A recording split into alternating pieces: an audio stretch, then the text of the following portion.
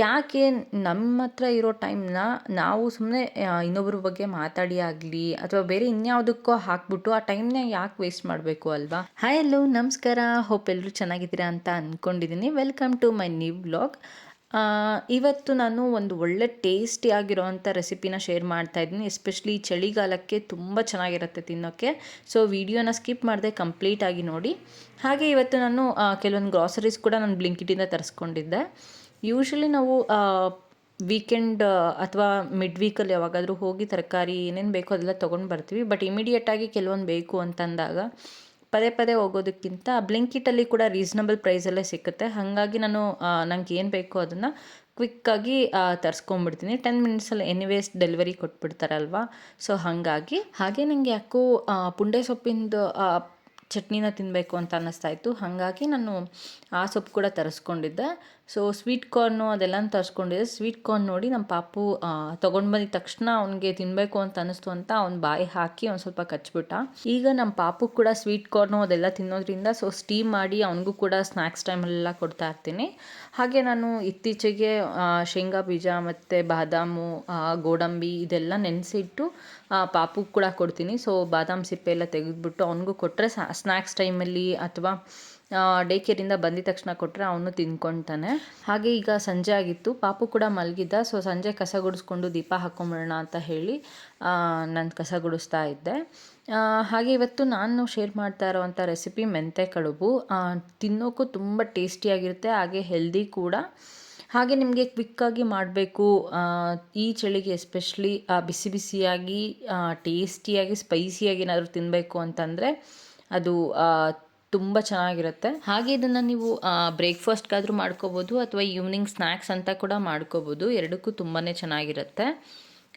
ಹಾಗೆ ನಾನು ಪಾಪುಗೆ ಸ್ನ್ಯಾಕ್ಸ್ ಮಾಡೋಕ್ಕೆ ಅಂತ ಹೇಳಿಬಿಟ್ಟು ಬೇಳೆ ನೆನೆ ಹಾಕಿದ್ದೆ. ಸೊ ಇದ್ರ ರೆಸಿಪಿ ಕೂಡ ನಾನು ಶೂಟ್ ಮಾಡ್ಕೊಂಡಿದ್ದೀನಿ. ಮೋಸ್ಟ್ಲಿ ನೆಕ್ಸ್ಟ್ ವ್ಲಾಗಲ್ಲಿ ಎಡಿಟ್ ಮಾಡಿ ಶೇರ್ ಮಾಡ್ತೀನಿ.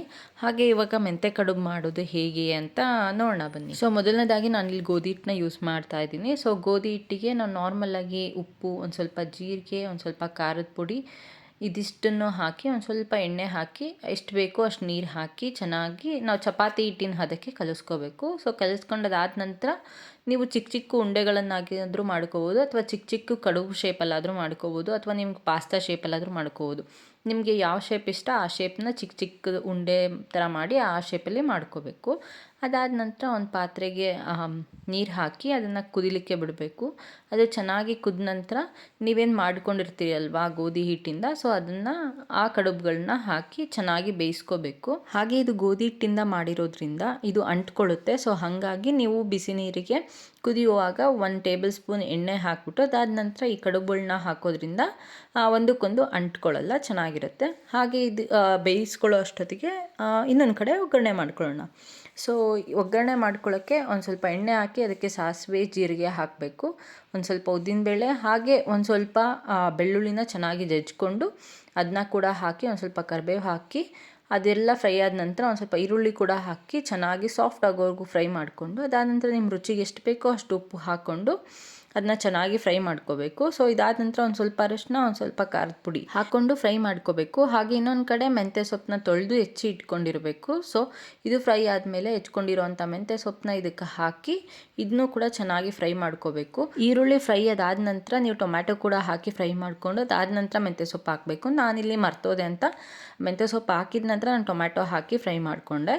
ಸೊ ಇದೆಲ್ಲ ಚೆನ್ನಾಗಿ ಫ್ರೈ ಆದಮೇಲೆ ನಾವೇನು ಬೇಯಿಸ್ಕೊಂಡಿರ್ತೀವಿ ಅಲ್ವಾ ಆ ಕಡುಬು, ಸೊ ಅದನ್ನು ನಾವು ಸ್ಟ್ರೈನ್ ಮಾಡಿ ಆ ಕಡುಬನ್ನ ಇದಕ್ಕೆ ಹಾಕ್ಕೊಂಡು ನಿಮಗೆ ಗ್ರೇವಿ ಟೈಪ್ ಬೇಕು ಅಂದರೆ ಒಂದು ಸ್ವಲ್ಪ ನೀರನ್ನ ಕೂಡ ಹಾಕ್ಕೊಂಡು ಚೆನ್ನಾಗಿ ಒಂದು 2-3 ನಿಮಿಷ ಚೆನ್ನಾಗಿ ಬೇಯಿಸ್ಕೊಂಡು ಕೊನೆಗೆ ಒಂದು ಸ್ವಲ್ಪ ನಿಂಬೆಹಣ್ಣು ಹಿಂಡ್ಕೊಂಡು ಒಂದು ಸ್ವಲ್ಪ ಕೊತ್ತಂಬರಿ ಹಾಕ್ಕೊಂಡ್ರೆ ನಿಮಗೆ ಬಿಸಿ ಬಿಸಿಯಾಗಿರೋವಂಥ ಟೇಸ್ಟಿಯಾಗಿರೋವಂಥ ಮೆಂತ್ಯ ಕಡುಬು ರೆಡಿ ಆಗುತ್ತೆ.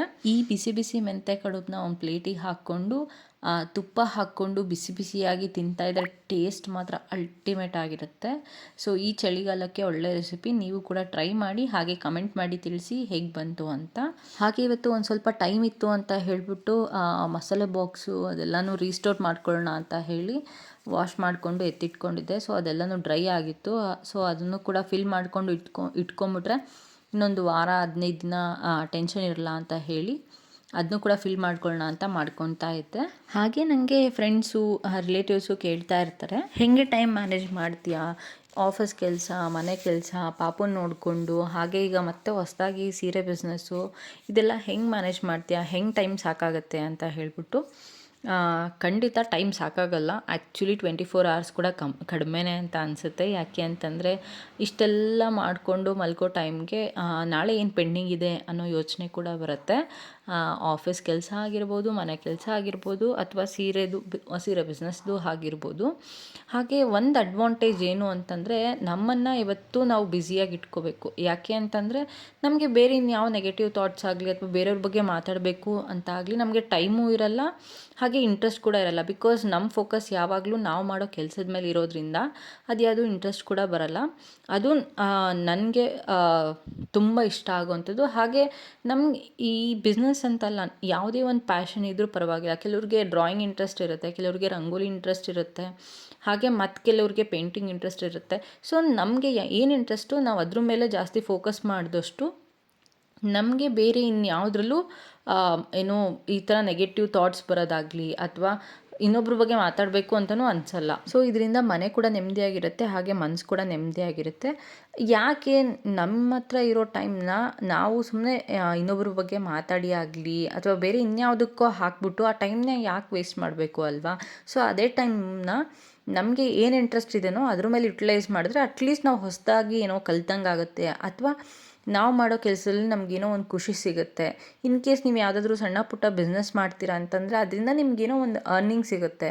ಸೊ ಇಷ್ಟೆಲ್ಲ ಇರುವಾಗ ಅನ್ನೆಸೆಸರಿ ಇರೋ 24 ಅವರ್ಸ್ನ ಸುಮ್ಮನೆ ಏನಕ್ಕೆ ವೇಸ್ಟ್ ಮಾಡಬೇಕು ಅನ್ನೋದು ನನ್ನ ಪಾಲಿಸಿ. ಸೊ ಅದರಿಂದ ನಾನು ಯಾವಾಗಲೂ ಮೊದಲಿಂದನೂ ನನ್ನನ್ನು ನಾನು ಬ್ಯುಸಿಯಾಗಿ ಇಟ್ಕೊಳ್ಳೋಕ್ಕೆ ಟ್ರೈ ಮಾಡ್ತೀನಿ. ಸೊ ಅದರಿಂದ ನಾವು ಕ್ರಿಯೇಟಿವ್ ಆಗಿ ಥಿಂಕ್ ಮಾಡ್ತೀವಿ. ಹಾಗೆ ನಮಗೆ ಯಾರ ಬಗ್ಗೆನಾದರೂ ಅಸಮಾಧಾನ ಇತ್ತು ಅಂತಂದರೆ ನಾವು ಅದನ್ನ ಡ್ರ್ಯಾಗ್ ಮಾಡೋಕ್ಕೆ ಹೋಗಲ್ಲ. ಬಿಕಾಸ್ ನಮ್ಮ ಹತ್ರ ಅಷ್ಟೊಂದು ಟೈಮ್ ಇರಲ್ಲ, ಹೋಗಲಿ ಬಿಡು ಅಂತೇಳಿ ಬಿಟ್ಬಿಡ್ತೀವಿ. ಸೊ ನಮಗೆ ಅದರಿಂದ ಏನೋ ಒಂದು ಮನಃಶಾಂತಿ ಸಿಗುತ್ತೆ. ಸೊ ಇದೆಲ್ಲ ಅಡ್ವಾಂಟೇಜಸ್ ಇರೋದ್ರಿಂದ ಯಾವತ್ತೂ ನಮ್ಮನ್ನು ನಾವು ಬ್ಯುಸಿಯಾಗಿ ಇಟ್ಕೊಳ್ಳೋಕ್ಕೆ ಟ್ರೈ ಮಾಡಬೇಕು. ಇನ್ ಕೇಸ್ ಯಾವುದೂ ಇಲ್ಲ ಅಂತಂದರೆ ಮನೆ ಕೆಲಸನಾದರೂ ಪರವಾಗಿಲ್ಲ, ಹುಡುಕೊಂಡು ಸಣ್ಣ ಪುಟ್ಟ ಕೆಲಸಗಳು ಮಾಡಿಕೊಂಡ್ರೆ ಕೂಡ ತುಂಬಾ ಇರುತ್ತೆ ಮನೇಲಿ ಮಾಡುವಂಥದ್ದು. ಸೊ ಅದನ್ನೆಲ್ಲ ಮಾಡಿಕೊಂಡು ನಮ್ಮನ್ನು ನಾವು ಬ್ಯುಸಿಯಾಗಿ ಇಟ್ಕೊಂಡ್ರೆ ಲೈಫ್ ಕೂಡ ತುಂಬ ಚೆನ್ನಾಗಿರುತ್ತೆ, ಹಾಗೆ ನಾವು ಕೂಡ ತುಂಬ ಚೆನ್ನಾಗಿರ್ತೀವಿ.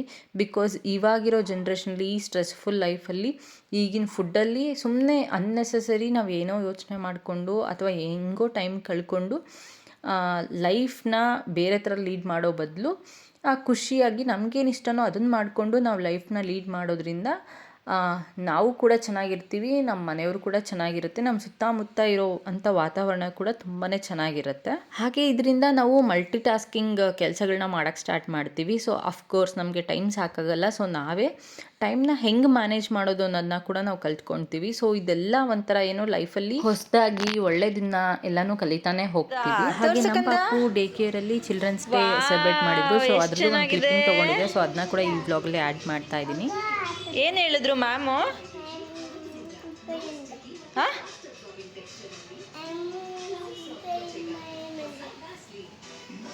ಗುಡ್ ಬಾಯ್ ಅಂತ ಹೇಳಿದ್ರಾ? ಯಾರೆಲ್ಲ ಸಬ್ಸ್ಕ್ರೈಬ್ ಮಾಡ್ಕೊಂಡಿಲ್ಲ ಬೇಗ ಸಬ್ಸ್ಕ್ರೈಬ್ ಮಾಡ್ಕೊಳ್ಳಿ. Thanks for watching.